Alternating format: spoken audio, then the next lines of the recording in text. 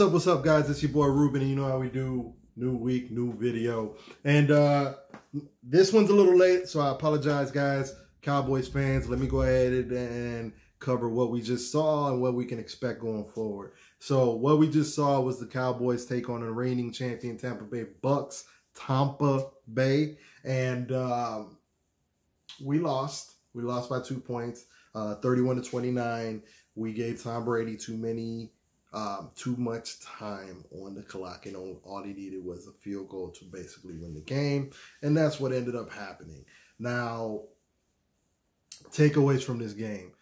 First takeaway, can't start this off without talking about how good Dak Prescott looked. I've been telling people to put respect on Dak Prescott's name for a very long time, trying to explain to them because they were calling them empty calorie Dak and yada, yada, yada. And I've been trying to explain to them that of all the issues the Cowboys have, Dak is not the problem. I petitioned for him to get his money. I think he deserves it.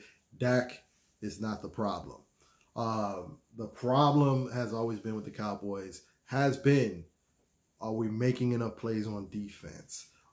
Is the play calling right? Like, are we balancing the playbook appropriately? Like, the other stuff that the team needs to do to maximize stuff. Are we running the ball when we need to run the ball? And clock management. Like, typical coaching stuff combined with the defense has always been the Achilles heel of the Cowboys.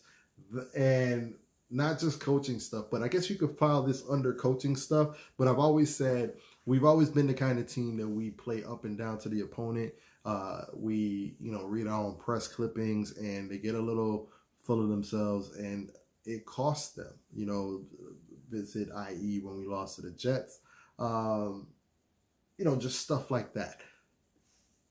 I think last year did a number on them, should humble them going into this year. I think this year we're hungry. Dak is back to try to go ahead and redeem himself off of, losing last year. I think Zeke has heard all the rumors. And Zeke only rushed for 30 yards against Tampa Bay. True. However, Tampa Bay has been the top run defense in the league for the last couple of years. So keep that in mind. Plus, I think a lot of play calling and the way the game was, unfolding led to,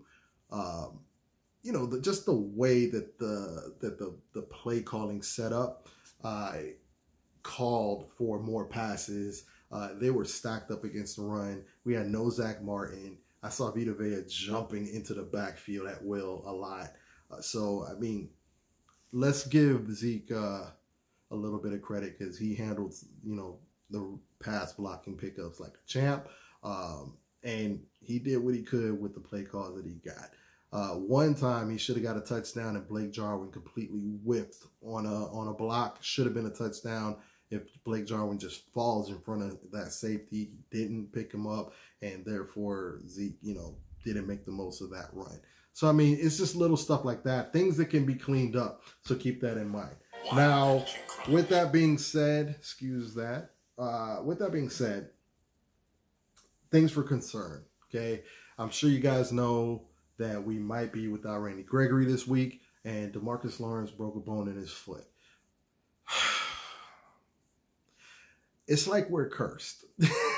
It's really hard to be a Cowboy fan these days because offensively, I think we can be a juggernaut.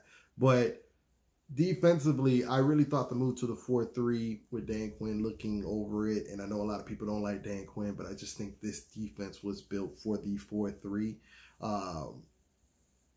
I expected strides. I expected them to look good enough to at least be competent. And that's really all this particular team needs, is just competent defense. We did allow a lot through the air. Tom Brady threw for almost 400, but it is Tom Brady, and not too many teams have a Tom Brady in that kind of passing attack. So keep that in mind. But Trevon Diggs looked good. I thought he did very well. I thought he locked up Mike Evans. If you don't agree, go back and look at the tape. Mike Evans was not much of a factor, and Trevon Diggs followed him everywhere. Now, the other issue, Anthony Brown. I like Anthony Brown, guys. I don't like Anthony Brown as our number 2 receiver lined up against Antonio Brown and Chris Godwin. Okay, don't like it. All right, we need an upgrade at the other corner spot. We're very young at corner. I don't know why I play for like somebody like Richard Sherman didn't happen. I know he had, you know, the legal issues with the family or whatever. We don't know what's going on with that, and maybe some people shied away. But I really think he would go a long way for this defense, considering how young it is, and he would really solidify, I think, the secondary. So definitely hope we consider making a move, especially now that we have so many issues on the D-line with DeMarcus Lawrence and Randy Gregory. Randy Gregory should be back. I don't know if he'll be back this week because his issue was COVID. And even with that being said, he's got a lot to prove. We've been waiting for him to break out. Hopefully this is the year. He kept getting suspended for the weed. You know how I feel about that. And if you don't know how I feel about that, I think anybody that I've never seen $1 million blunt, guys. So if you can't, you know, stay straight for millions of dollars, like, I have a problem with you. And, you know, sorry, it's just my opinion.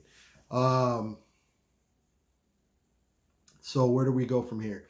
I don't think Zeke's done. I don't think we're going to see premier first-year Zeke, but I definitely think that we'll see better than what we just saw. I like the fact that they were sprinkling Tony Pollard in there to give us kind of a thunder and lightning combo, and Pollard did seem to do more with, you know, his touches than Zeke did. Amari, I've been telling people a long time that Amari Cooper has the tools to be a top 5 wide receiver. I mean, size, speed, route running, monster. Only knock on Amari Cooper is he's been a bit soft. And hopefully this year that changes. All right, he had a career high 13 receptions for 139. And, you know, and he's a monster. So hopefully we build on that. CeeDee Lamb, guys, we should have won this game. CeeDee Lamb forgot completely how to catch in the first half. And, you know, he started making up for it, and then, he short-armed that one ball that got us picked. I mean, there were so many things that went wrong. We left so many points on the field against Tampa. I really feel like we should have won this game. Not only won the game, but won it handily. But that's always the case when you're playing a Tom Brady-led team. You have to stay on top of the discipline and all the things that you, just no holding, no offsides. We got a holding penalty, I think, on a long CeeDee Lamb play, from which at the end of the game, CeeDee Lamb caught the ball. I think he got into field goal range, but he ran out of bounds. Football intelligence. If that hold didn't happen, you needed to stay in bounds because we don't want to give Tom Brady the ball. As long as there's time on the clock and Tom Brady's on the other side. And it's not just Tom Brady. That's just something that that's just football intelligence, and CeeDee Lamb's in his second year, so cut him a little bit of slack in his game 1. But these are the kind of things that winning teams, look at Tom Brady's team, they don't make these mistakes. These are just the things that championship teams do. And we need to go ahead and take that next step. We got the Chargers up. A little concerning considering no DeMarcus Lawrence, but expect a firefight. I expect the positive is I felt like the defense was a lot more opportunistic. We were going for the ball, not just the tackle. I think if we force a mistake or two, we have the horses to basically, run that score up. So I'll give the edge to the Cowboys this week, but look for another close game, another high-scoring game this week, guys. And it's going to be an interesting year. I hope you guys are ready. All right? Go Cowboys. Remember to like and subscribe. Peace.